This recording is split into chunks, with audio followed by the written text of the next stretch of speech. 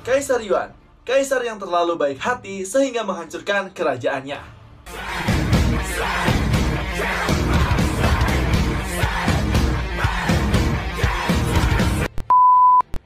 Oke minasan, dalam pembahasan anime histori kali ini kita akan membahas kembali lagi ke negeri tirai bambu, yaitu Cina.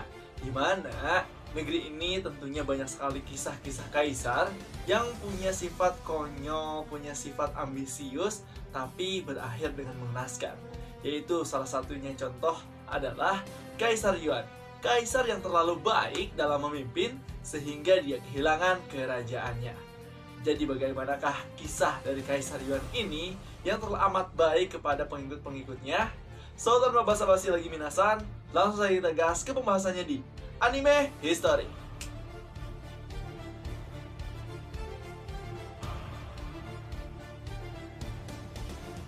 Kaisar Yuan dari Han adalah seorang kaisar dinasti Han Tiongkok yang ke-11.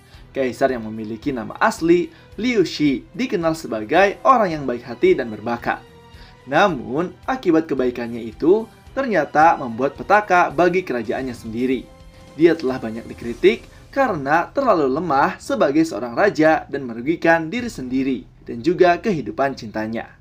Kaisar Yuan adalah satu-satunya putra permaisuri Xu Pingjun, cinta sejati Kaisar Xuan dari Han, yaitu ayah dari Kaisar Yuan. Dia menikah dengan kaisar ketika dia masih orang biasa, menemaninya melalui suka dan duka. Tetapi dirinya diracun sampai mati dalam konspirasi politik pada usia yang sangat muda. Wah, kasihan ya ibunya Kaisar Yuan. Setelah itu, Kaisar Yuan dari Han menyadari sifat mudah tertipu dan percaya diri Kaisar Yuan.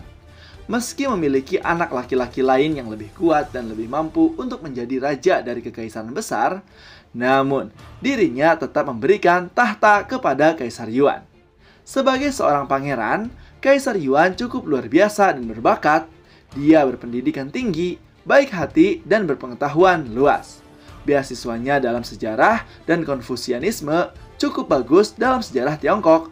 Bahkan dia dikenal sebagai kaisar yang membuka aliran Konfusianisme. Selain itu juga, ia adalah seorang musisi jenius yang menguasai berbagai jenis instrumen dan komposisi, serta ahli kaligrafi yang sangatlah hebat. Setelah Kaisar Yuan naik tahta, dia sangat menghormati pejabat yang ditinggalkan ayahnya kepadanya, tetapi juga sangat percaya pada kasim dekat. Dia selalu kesulitan memutuskan saran siapa yang harus dia dengarkan dan pihak mana yang harus dia dukung. Dengan demikian, dia hampir tidak memiliki prinsip atau ambisi politik yang konkret. Wah, berat juga ya di posisi Kaisar Yuan, di mana dia harus gak enakan kepada orang-orang yang ditinggalkan oleh ayahnya, dan juga dia harus mendengarkan orang terdekat yang dia miliki, yaitu kasim. Hingga pada akhirnya, para kasim yang bersekutu dengan beberapa bangsawan yang kuat memenangkan pejabat terhormat, yang membuat bupati yang cakap melakukan bunuh diri karena putus asa dan kecewa. Bupati ini dipercaya dan dipilih oleh Kaisar Xuan dari Han, yaitu ayah dari Kaisar Yuan, dan telah lama mengajar Kaisar Yuan. Kaisar Yuan pun setelah mendengar bupatinya meninggal, sangatlah sedih karena kehilangan bupati, tetapi juga tidak menghukum orang yang bertanggung jawab atas tragedi ini. Lambat laun, dia kehilangan kekuasaan terpusat, menjadikan kasimnya dan klan-klan kuat yang pada akhirnya membuat hampir semua keputusan untuk sang kaisar. Walaupun tidak ada kerusakan yang terjadi selama pemerintahannya, yang terutama karena fondasi yang kokoh dan kuat yang dibangun oleh ayahnya yang brilian dan leluhur lainnya, namun kehilangan kekuatannya merupakan titik balik di dinasti Han. Dan dari sini, kelompok Kasim untuk pertama kalinya dalam sejarah Tiongkok mulai memperoleh banyak kekuasaan dan memanipulasi politik. Selain karena dia nggak enakan juga, di sini ternyata Kaisar Yuan memiliki kehidupan cinta yang sangat tidak bahagia. Di sini diceritakan, kepribadian Kaisar Yuan tidak seperti kaisar leluhur dinasti Han, yang juga membuat kehidupan cintanya penuh penyesalan. Ketika dia menjadi putra mahkota, dia hanya mencintai seorang selir yang dinikahinya ketika dia masih sangat muda. Meskipun ayahnya menugaskan beberapa wanita cantik lainnya, sayangnya gadis kesayangannya meninggal dunia muda karena sakit. Ketika sekarat, dia memberitahu Kaisar Yuan bahwa dia dikutuk oleh wanita lain yang merasa cemburu padanya. Meskipun tidak ada yang tahu apakah itu yang sebenarnya. Tapi Kaisar Yuan mempercayainya sepenuhnya dan berhenti melihat wanita lain karena kebencian. Namun, sebagai ahli waris, dia harus memiliki anak laki-laki. Jadi ayahnya mencarikan lebih banyak wanita untuk Kaisar Yuan. Wah, selain gak enakan, ternyata Kaisar Yuan juga merupakan salah satu kaisar dinasti Han yang sangat setia ya. Nah, dari situ, Kaisar Yuan tidak bisa menentang perintah ayahnya. Jadi dia secara acak menunjuk seseorang wanita dan menghabiskan malam bersamanya. Dan wanita ini adalah Wang Zhengjun.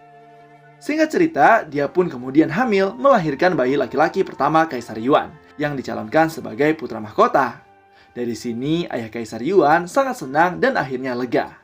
Tapi, tidak ada yang bisa berharap bahwa satu malam ini membawa dinasti Han seorang putra mahkota, seorang ratu, dan klan Wang yang sangat kuat. Serta seseorang dari klan Wang bernama Wang Mang yang merebut tahta dan mengakhiri kekaisaran Han. Wah, ironis banget ya. Udah mas setia, baik hati, gak enakan, sekalinya dapat ratu dan juga calon putra mahkota dari klan yang kuat. Malah digulingkan kekuasaannya. Bener-bener ya, nasib Kaisar Han ini jadi orang baik emang gak enak, selalu dimanfaatkan oleh orang lain. Nah, dari situ kita bisa menyimpulkan bahwa Kaisar Yuan memang orang baik yang nyaris tidak menyalahkan siapapun. Ketika dia menjadi putra mahkota, dia selalu tidak setuju dengan ayahnya karena terlalu ketat dan kuat. Dia percaya bahwa banyak orang yang dihukum ayahnya tidaklah bersalah. Namun, pemaaf yang kredibel dan tanpa syarat bukanlah kualitas yang diperlukan untuk raja dari kerajaan yang besar. Oleh karena itu, orang yang baik, sederhana, dan berbakat ini dianggap sebagai raja yang tidak mampu dalam sejarah Tiongkok, hingga membuat kehilangan kekuasaan terpusat dan mengacaukan kerajaannya. Meskipun dia tidak pernah bermaksud menyakiti siapapun, keraguan-raguan dan ketidakberdayaannya secara bertahap menurunkan kemakmuran dinasti Han. Nah, itulah dia minasan terkait pembahasan Kaisar Yuan, kaisar yang terlalu baik sehingga dia kehilangan kerajaannya. Nah, dari kisah ini kita bisa simpulkan atau mengambil pesan bahwa memiliki sifat terlalu baik juga itu adalah hal yang buruk. Karena orang-orang bisa memanfaatkan kita. Kalau misalkan kata Jeremy Fowling bilang kayak gini. Kita tidak tahu kunci sukses, tapi kita tahu kunci gagal. Yaitu terlalu baik dan juga gak enakan sama orang. Niscaya kita akan gagal. Jadi gimana nih menurut minasan terkait kisahnya? Apakah seru atau punya pendapat lain? Atau minasan semua punya requestan terkait cerita yang lainnya? Silahkan isi di kolom komentar ya. Dan jangan lupa untuk like, komen, dan subscribe.